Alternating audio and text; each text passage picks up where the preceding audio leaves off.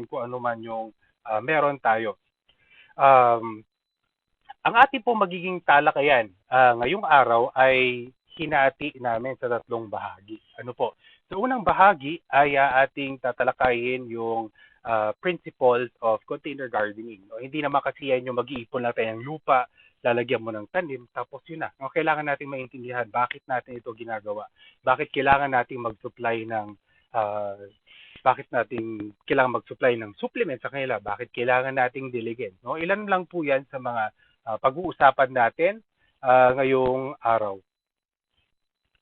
Ang pangalawang bahagi naman ay yung demonstration. Siyempre, hindi naman pwede na ipaliwanag lang natin. Kailangan maipakita din natin. So, sinubukan po namin sa aming uh, kinaya na pamamaraan kahapon. Kami po ay nag-record ng demonstration para maipakita sa inyo ano ba yung mga kailangan natin gawin para makapag-create, makapag-setup ng ating mga container gardens.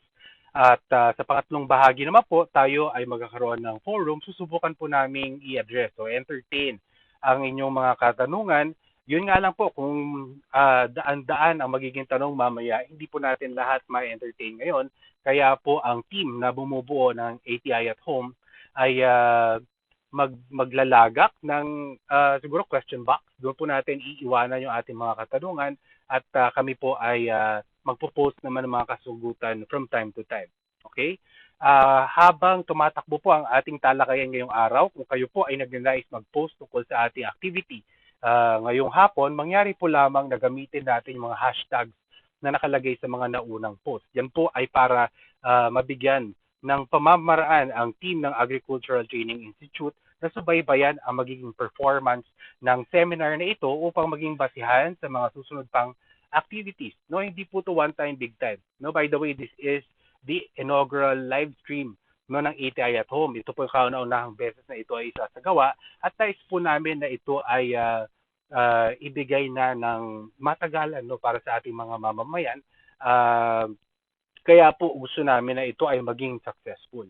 Okay, kaugnay po nito ay meron pong online evaluation forms na ipapadala sa inyo ang Agricultural Training Institute upang makakalap ng inyong mga session o opinion kung paano naging takbo ng ating activity ngayong hapon. Kung paano mas mapapaganda rin yung mga susunod pa natin na runs. So hindi ko na po patatagalin pa. Ano po at ating pong ihahatid na sa inyo ang unang bahagi ng ating talakayan ngayong araw. Ang unang bahagi po at ikalawang bahagi ay pre-recorded. No po, yung part 1 actually ay ni-record ko kanina lang umaga, no, bago ako na nanghalian na ginisang pechay na merong sauteed na konting karne at ang pangalawang bahagi naman ay aking ni-record kahapon. No, ni-record po natin ito para masiguro na walang putol ang paghahatid namin sa inyo ng impormasyon ngayong araw at para po mas kumpleto yung impormasyon na ating may bahagi. So mamaya po ako ay babalik para sa ikatlong bahagi o yung forum proper.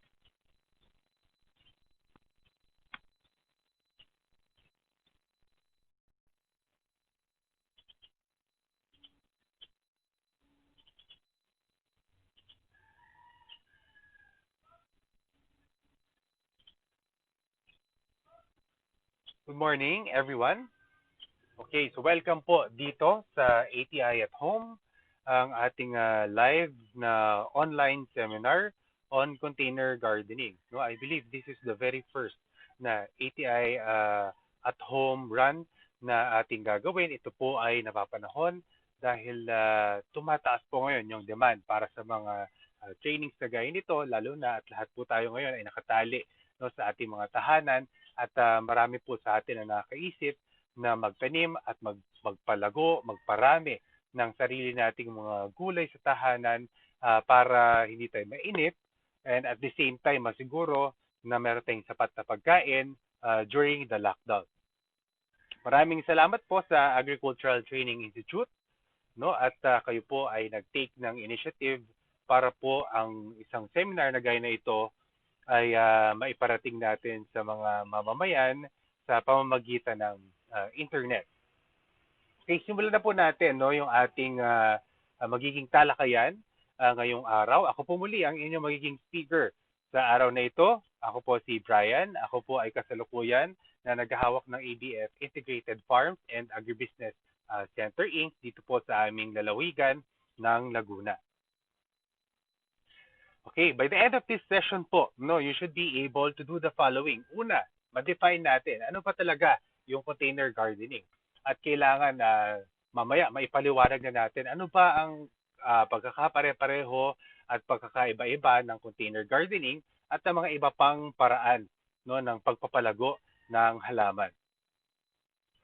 Pangalawang objective po natin ay ma-enumerate, maisa-isa natin ano-ano ba yung mga practical na benefits ng pag-create at pag-maintain ng container garden sa ating mga tahanan, sa ating mga households.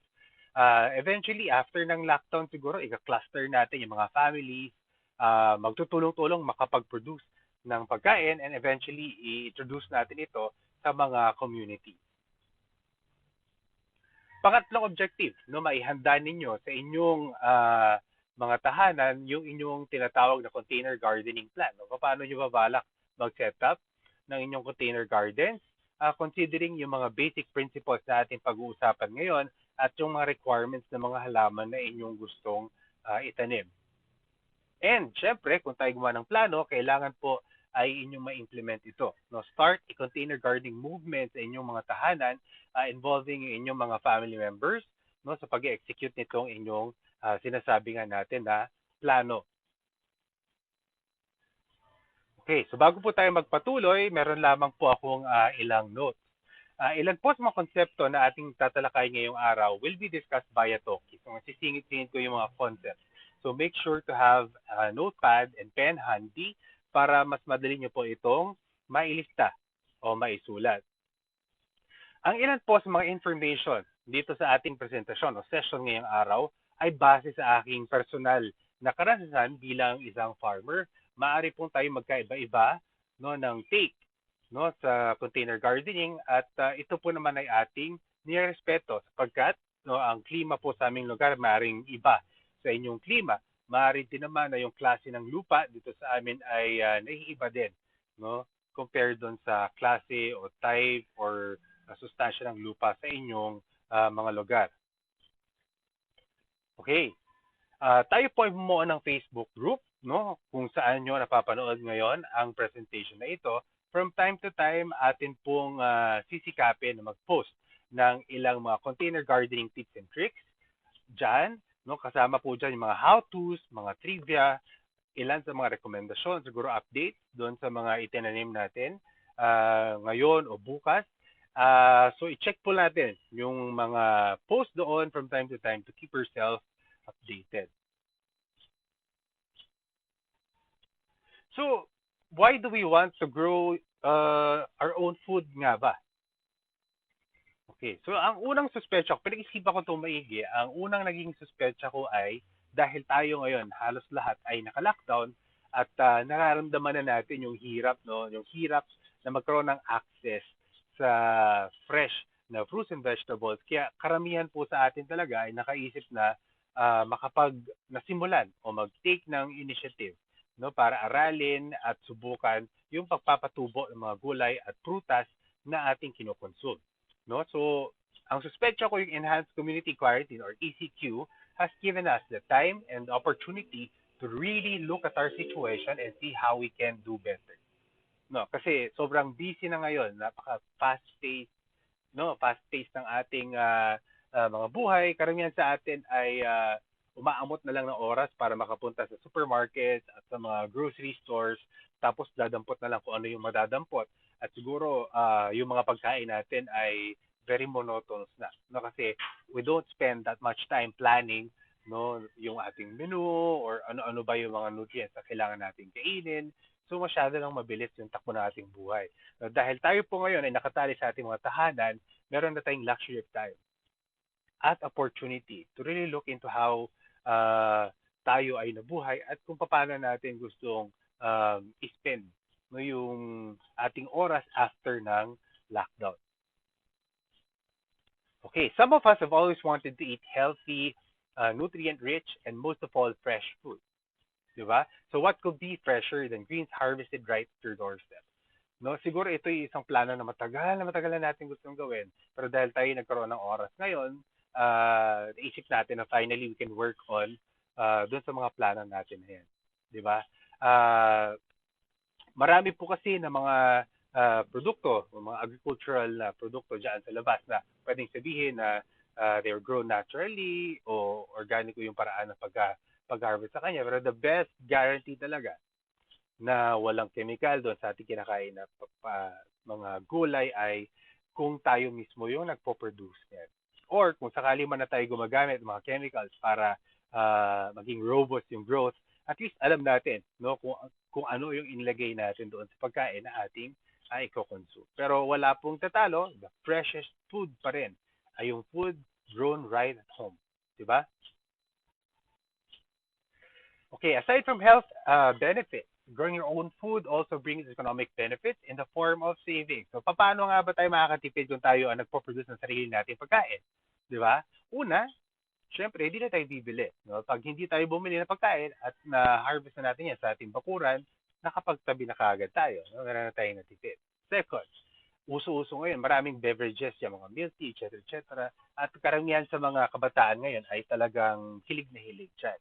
So, kung magagawa natin, instead of milk tea, yung consume, ay bibigyan natin sila ng mga fruit juices no? Mula sa ating hardin, nakatipid tayo. 'Di ba? Tapos yung mga activities na nakapaloob doon sa container gardening, sa halip na tayo ay magmo-mall, sa halip na tayo ay pupunta sa mga amusement parks, bakit hindi natin aliwin yung ating sarili at ating mga anak no, sa pamamagitan ng pag-set up ng container gardens at pagmamanage nito sa pang-araw-araw. No, so you will have more money to spend for other essentials. So ano nga ba si container gardening? No, ang container gardening po ay isang pamamaraan ng paghahardin that allows people with very limited time to grow plants in very limited spaces. No, alam naman po natin, no, karamihan sa mga tao na nasa countryside, ngayon ay pumupunta sa mga urban areas para either mag-aral o magtrabaho or maghanap ng magiging livelihood. No, kaya naman, tapos bukod dyan, dahil nga dumadami yung mga tao na gustong tumira dyan sa mga urban areas, karamihan naman po ang mga lupa na nandun sa countryside ay now-convert into subdivisions. So nababawasan po talaga. Ang siguro ang isang bagay na hindi natin pwedeng itanim para mamunga at lumawak ng lumawak ay lupa. No, so we have to act and respond accordingly. No, habang lumiliit yung space na meron tayo para mag-grow ng pagkain, kailangan maging mas creative tayo at innovative no, pagdating sa pag-iisip ng mga paraan, paano natin mapapakain yung ating mga consumers. Okay, so pagdating po sa container gardening, yung mga itinatanim po natin dyan may not always be edible. No, some people grow colorful plants in containers for aesthetic purposes. So may mga farms po talaga na siniset up na talagang mga tinatanim nila dyan, puro bulaklak kasi may market din naman for flowers. Some flowers are edible. No, pero sa particular session natin today, we will focus more on edible fruits and vegetables dahil yun po yung ating immediate na pangangailangan sa ngayon. But it doesn't hurt to throw in no, some flowers kasi kailangan din natin mag-attract no, ng mga insekto na magpo-pollinate ng flowers ng ating mga fruiting shrubs. Unlike urban gardening, no, na urban gardening kasi usually yan sa mga urban areas. Nandun na nga sa name, di ba? Urban gardening, urban areas. Container gardens may be set up anywhere as long as ideal conditions for plants are met. So kahit pa yan sa ibabaw ng bus na umaandar, no, as long as meron siyang ample amount of sunlight na access, no, na didilig natin every day, fixed naman siya, no?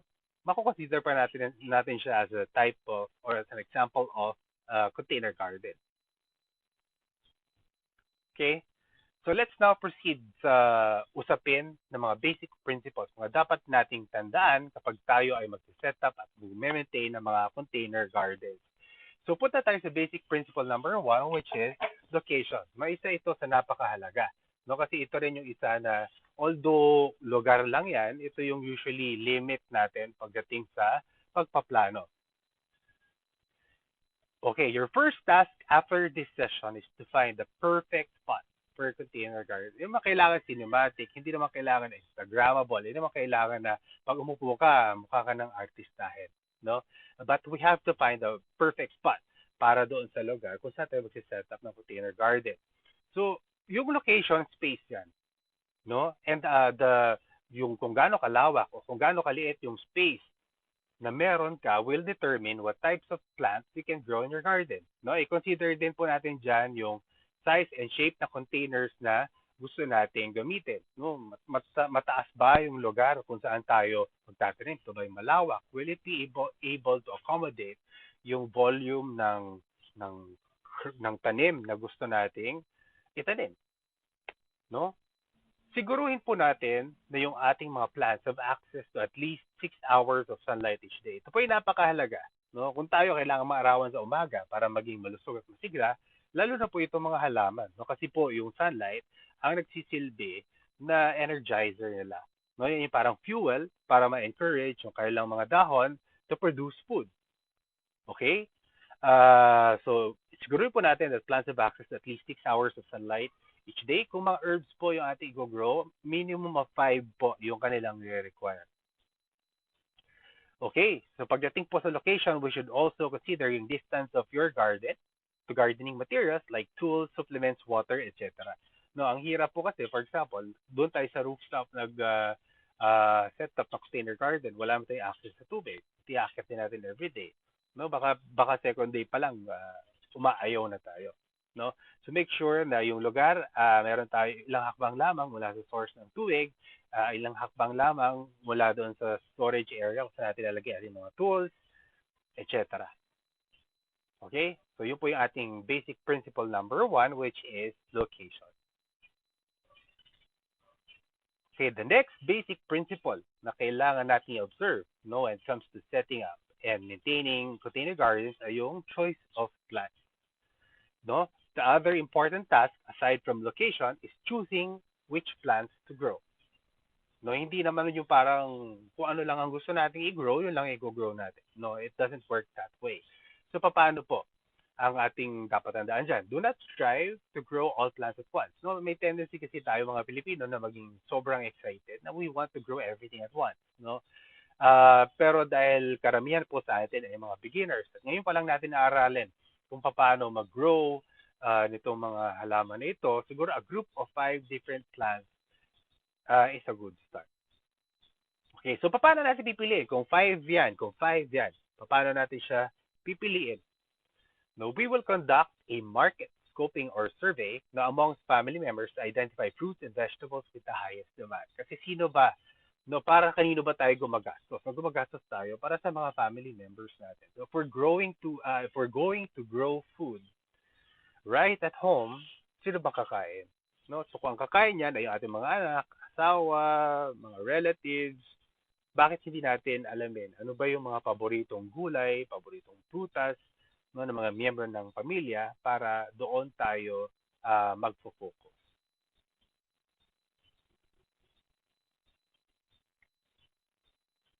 Okay.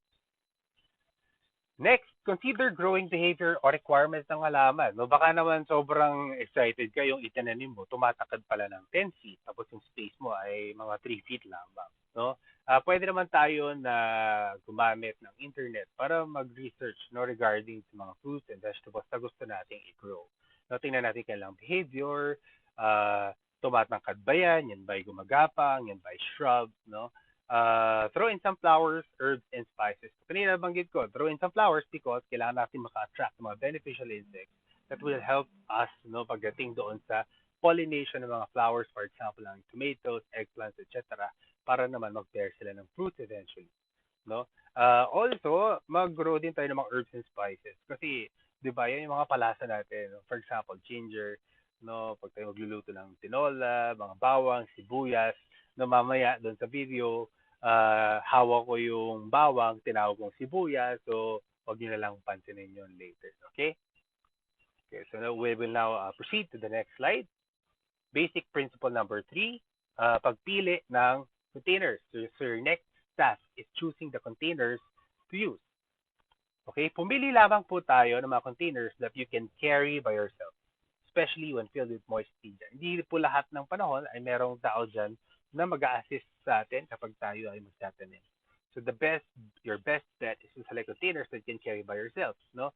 Imagine niyo na lang na meron siyang laman na potting media, na moist siya, at meron ng full-grown plant na nakatanim dyan. So, yun na yung pinakamabigat na state niya, no?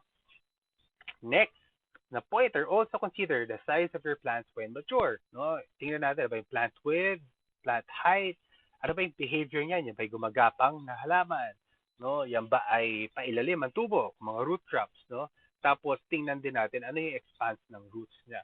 No? Kasi we should be able to provide enough space for the roots to grow. No? Kasi mahirap kung, kunyari, maliit lang container na puno ng roots, wala ng soil. No? You will want to keep your plant very, very happy. No? Kasi it's the only way na susuklian nila yung ating effort na binibigay sa kanila. Some pots can hold water longer than others. No? For example, yung clay, dahil uh, yung, yung tubig ay nagpapawis yung mga clay, so it's easier na mag-dry compared to others. Keep this in mind when picking containers to use. No? Yung mga smaller pots, mas madaling matuyo. Yung mga bigger pots, medyo mas matagal kasi it can hold more water compared to smaller pots. Consider din natin yung durability. No? Kasi pag pumili na tayo ng mga containers, pwede tayong pumili ng yung mga made out of plastic, made out of pots, ceramics, etc. Pero minsan kasi gagamitin natin mga paper cups, no? Madali silang masira. Baka paper cups yung pinagtaniman niya, tapos 3 months pala bago mamunga. So, di ba? Okay, so the next basic principle naman ay tubig. No? Kung tayo nga, uminom tayo ng tubig, pag mainit, sila din. No? Kung yung pets natin uminom ng tubig, para matanggal ang uhaw, sila din. Okay, so like you, plants need water to function normally too. So make sure you have access to clean, potable water. Wag naman yung tubig na inipon natin mula sa kanal. No? Kasi kakainin natin yan. So make sure that you have access to clean, potable water for irrigation. And the best water to use is non-chlorinated water. Ibig sabihin, hindi po ito treated ng chlorine to allow friendly microorganisms to thrive. No? Yun yung mga invisible na kaibigan natin pagdating sa paghahalaman. Mga microorganisms na tumutulong i-manage yung lupa. You may install drip irrigation with or without timers. No, kung meron kayong time, meron kayong extra cash na pambili ng mga materials for drip irrigation, then do that. No? You can also use self-watering planters or keep waters handy for manual watering. Yung timing of supply and the amount of water supplied are key success factors for container gardening. So, ilan ito sa mga dapat i-take note nyo during the first few weeks or first few days or few weeks of your project. Okay, let's go to basic principle number 5, which is soil management. Alam nyo ba, did you know that plants, katulad po natin, katulad mo, katulad nating lahat, they also need nutrient-rich diet to be happy too. Katulad din natin, di ba tayo kumakain tayo every day? Why do we eat every day? No, we eat every day because kailangan nating i-replenish yung sustansya o nutrients, yung nutrients na ating kinain the day before na ating na-use up na. So the reason why we eat every day, more frequently pa nga than most other creatures ay dahil we need to replenish yung sustansya na ginamit na natin. Now, in the same manner, yung mga plants ganun din. Di ba? They don't move.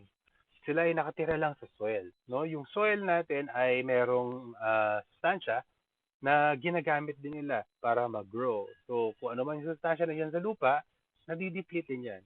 And from time to time, we need to manage the soil para ma-replenish natin yung sustansya na nagamit na. The type of soil you will use shall depend largely on the kinds of plants you will grow and the amount of water you have access to. No? Later on sa demo, makikita natin yung regular, yung standard na potting media na ginagamit natin for vegetables. Pag fruits, meron kaming nire-recommend na ibang mix. Tapos ngayon sa panahon ng lockdown, meron ding quarantine hack tayo na suggestion at makikita niyo yan sa demo natin later. From time to time, you will need to add plant food supplements to enrich the soil or to mag-amend tayo. No, we will enrich the soil by adding plant food supplements na siguro we will organize a separate session para doon sa mga iba't ibang plant food supplements that you can make at home, no? Soil nutrients get depleted too. Tatandaan natin, uubusan din sila. So we have to um, supply itong mga nutrients na ito from time to time. Okay, you can mix your own potting media or purchase pre-mixed media from agricultural supply stores. So, but remember, at maraming salamat din sa lahat ng mga agricultural supply stores that remain open. No? Dahil sila ay pinapakiusapan ng ating gobyerno to stay open para sa mga pangangailangan ng mga farmers. Ngayon, pangangailangan na rin ng mga households who are interested in growing and producing their own food. No? Sa mga agricultural supply stores po, meron tayong mabibili ng mga premix na media. Pero syempre, one of our targets, no, pagdating sa container gardening, producing our own food, ay yung economic side, no, para makasave tayo. No, so if we can mix our own potting media, do that. Okay. Other important notes: patience is a virtue. No, we cannot create a perfect container garden overnight. You might have to make some adjustments from time to time din. No, lalo na yung mga beginners. So pasensya po tayo. No, hindi pwedeng tinanim natin ngayon tapos bukas malagong malago na yung mga halaman. Leafy greens like pechay and mustasa need at least, ito yung isa sa mga pinakamabibilis. It needs only 24 days, no? From yung may maliit na seed hanggang dun sa pechay na ating iniluluto, ginigisa o nilalagay sa nilaga. Yung iba naman, mga fruiting shrubs like tomato, eggplant, cucumbers, they take more or less 2 or 3 months before tayo makaka-harvest, no, galing sa kanila. Okay, baka awayin nyo ako, pero ako po ay hindi naniniwala doon sa konsepto ng green thumb. No, para po kasi sa akin, as long as lahat ng basics na napag-usapan natin dito or lahat na pag-aralan natin maigi yung ating halaman, kung ano yung kanyang behavior, kung ano yung kanyang mga pangangailangan para lumaki ng maligaya, matiwasay, malago, masigla. As long as those basics are covered, you should be able to grow food at home. No, that's my paniniwala po. Okay? Okay. So, yun na po yung mga basic na mga prinsipyo ng container gardening na ating dapat i-cover, no, para bago tayo magplano. Tayo po later, in a bit, tayo po ay dadako dun sa part 2 of today's session, which is the demonstration part. This is a pre-recorded na pre-recorded siya, no? So later, after no, siguro part 3 nito, we will entertain questions from the participants. Pipili tayo ng ilan. Huwag kayong mag-alala kasi yung mga questions na hindi natin ma-entertain today, gagawa siguro tayo ng question inbox or whatever doon sa ating Facebook group at ating sasagutin through posts din.